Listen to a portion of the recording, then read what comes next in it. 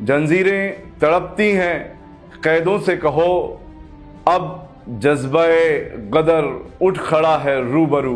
प्यारे वतन के मेरे मोहतरम भाइयों और बहनों सलाम, और ख़ास तौर पर एसडीपीआई के तमाम कैडर्स और लीडर्स जिन्होंने पूरे भारतवर्ष में उस आज़ादी के इनकलाबी नारे को पूरे भारतवर्ष में गूंजाया है, और एक आवाज़ के साथ तानाशाह जो आज पूरे देश को पूरी तरह से जकड़ चुके हैं, उनके सामने एक आवाज़ को, हक़ की आवाज़ को बुलंद किया है।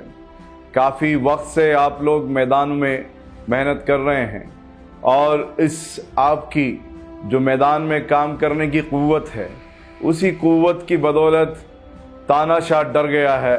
और तानाशाह इतना डर गया है कि हमारे अध्यक्ष जनाब कौमी सदर MK फैज़ी साहब को 2 दिन पहले अरेस्ट किया। उस इनकलाबी नारे को और भी ज़ोर से पूरे भारतवर्ष में आपने गुंजाया है, हक़ की आवाज़ को बुलंद किया है। आप जानते हैं हमारे जो सदर मोहतरम हैं, उन्होंने भी अपनी इस्तिकामत को और अपनी उस जज्बा कुर्बानी को उस तानाशाह के सामने उस मुस्कुराहट के साथ पेशी दी कि आपकी किसी भी धमकी से हम डरने वाले नहीं हैं, पीछे हटने वाले नहीं हैं। आवाम से मैं ये कहना चाहता हूँ, हमारे जो कौमी सदर जनाब MK फैज़ी साहब ने अपनी गिरफ्तारी में जो मुस्कुराहट, कंफर्टनेस और कोई भी डर दिखाए बगैर आंख में आंख डालकर जो तमाम चीज़ों को वो फेस कर रहे हैं, वो हमारे लिए एक बहुत बड़ी मिसाल है। जंजीर ये जंजीर नहीं जो कैद करके लेके जाई जाती है, जंजीर वो है जो हमें ये जो सरकार है, जो ये तानाशाही करके हमें पूरे भारतवर्ष को एक तरह से खौफ की जंजीर पहनाना चाहती है, गरीबी की जंजीर पहनाना चाहती है, मजलूमियत की जंजीर पहनाना चाहती है। हम लोग कहीं से भी मजलूम नहीं हैं, ये याद रखिएगा। हम कहीं से भी मजबूर नहीं हैं, ये याद रखिएगा।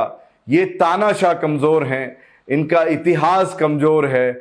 आप और हम ये जानना चाहिए कि जिस वक्त पूरे भारतवर्ष के अंदर, आज भी आप देखिए, कल ही का जो पूरा आप इंडेक्स देखेंगे, शेयर बाजार जिस तरह से गिरा है, आर्थिक गिरावट हमारे देश की पिछले 28 सालों में 79 लाख करोड़ का जो यहाँ पर हमें नुकसान हुआ है। आप सोचिए कि हम लोग किस तरह से पूरा इस स्तर पर आ गए हैं कि हम लोग 12% गिरावट आ चुकी है। कितने लोग, जिन लोगों ने, गरीबों ने या जिन हमारे मध्यम वर्ग के भाइयों ने जो पैसा इन्वेस्ट किया है, वो सारा बर्बाद हो रहा है। बेरोजगारी चरम सीमा पर है, किसानों की समस्याएं हैं, महिलाओं की सुरक्षा है, बच्चे जो मल न्यूट्रिशन से, कुपोषण से मर रहे हैं, ये अहम समस्याएं हैं। हमेशा जो जनप्रतिनिधि होते हैं, उनकी जिम्मेदारी होती है कि जो उनके मौलिक अधिकार हैं वो आवाम को मिलना चाहिए। न सिर्फ रोटी, कपड़ा, मकान, स्वास्थ्य, शिक्षा, बल्कि जो गारंटी संविधान ने दी है मौलिक अधिकार की, आपको समानता का अधिकार दिया है, आपको स्वतंत्रता का अधिकार दिया है, आपको धार्मिक स्वतंत्रता का अधिकार दिया है। ये मैं नहीं, हमारा संविधान साफ तौर पर 14 से 18 आप पूरा आर्टिकल उठाकर देखिए जिसमें समानता का अधिकार आपको मिला हुआ है। आप 19 से 22 पूरा जो स्वतंत्रता का अधिकार है, किस तरह से आपको पूरी स्वतंत्रता, पूरी आज़ादी देता है आपको बात कहने की। यहाँ कोई मोदी और शफी में फ़र्क नहीं है। जो जितना उनको संविधान ने हक दिया है, उतना संविधान ने हक मुझे भी दिया है। धार्मिक आज़ादी जो यहाँ पर हमें मिली हुई है, उस धार्मिक आज़ादी को किस तरह से छीनने की कोशिश कर रहे हैं। तो असल 2-3 चीज़ों को आपको समझना होगा। ये सरकार पूरी तरह से डरी हुई सरकार है, आप इससे नहीं डरना है। ये सरकार, इसको डर है कि कहीं इसका जो फेल्योर है, क्योंकि ये हर चीज़ करने में फेल हुई है। इसने जितने भी मामलात हैं, आप देखिएगा, सरकार चलाने में पूरा विफलता ही हासिल हुई है। जो जिस तरह से हमारे कॉर्पोरेटिव सेक्टर्स के अंदर, कॉर्पोरेटिव सेक्टर्स के अलावा जो हमारे किसानों को जो तमाम सुविधाएं मिलनी थी, या MSP की बात थी, या जो उनसे जो गारंटी जो या कर मुक्त की बात थी, वो सब जा चुकी है। इन्होंने सिर्फ मंदिर, मस्जिद, हिंदू, मुस्लिम, इसलिए मेरे वतन अजीज तमाम मेरे भाइयों बहनों से भी ये कहना चाहता हूं कि ये जो चश्मा हिंदू मुस्लिम का, ये जो चश्मा नफरत का इस वक्त सरकार हमारे जहनों में लगा रही है, हमारे दिलों के अंदर जो ये एक तरह का जहर घोल रही है, आप समझदार हो जाइए, समझ जाइए, ये आने वाले समय में हमारे देश को बर्बाद करके रख देंगे। क्योंकि जब बेरोजगारी बढ़ती है, जब महंगाई बढ़ती है, तो सिर्फ एक तबके के लिए नहीं बढ़ती है, वो तमाम जितने भी हमारे भारतीय हैं उन सबको वो महंगाई और उससे सामना करना पड़ता है। तो मैं कहना ये चाहता हूं कि जो असल मुद्दे हैं उन मुद्दों से भटकाना चाहती है। इसीलिए देखिए चीफ मिनिस्टर की मर्यादा कहां गई है, उसकी लैंग्वेज देखिए, कट मुल्ला। एक भारतीय को कट बोलने की उसकी औकात है, उनकी हिम्मत है। जबकि उन्होंने ये जो धार्मिक एक तरह से अटैक किया है, ऐसे आदमी को एक दिन भी मुख्यमंत्री नहीं रहना चाहिए। लेकिन क्या हम और आप सड़कों पर उतरे उस मुख्यमंत्री को सुधारने के लिए? ये जितने भी नौकरशाह हैं ये आपके नौकर हैं, ये सरकार के नौकर बन गए हैं। क्यों? क्योंकि इनको अपना या तो ट्रांसफर रुकवाना होता है, नहीं है तो इनको अपना प्रमोशन अजीज होता है। आपसे भी मैं साथ में कहूंगा, नौकरशाह लोगों, आप जनता के पैसे से पलते हो। आपका घर, आपके बच्चे तनख्वाह जो लेते हैं वो जनता के पैसे होते हैं, सरकार के पैसे नहीं होते हैं।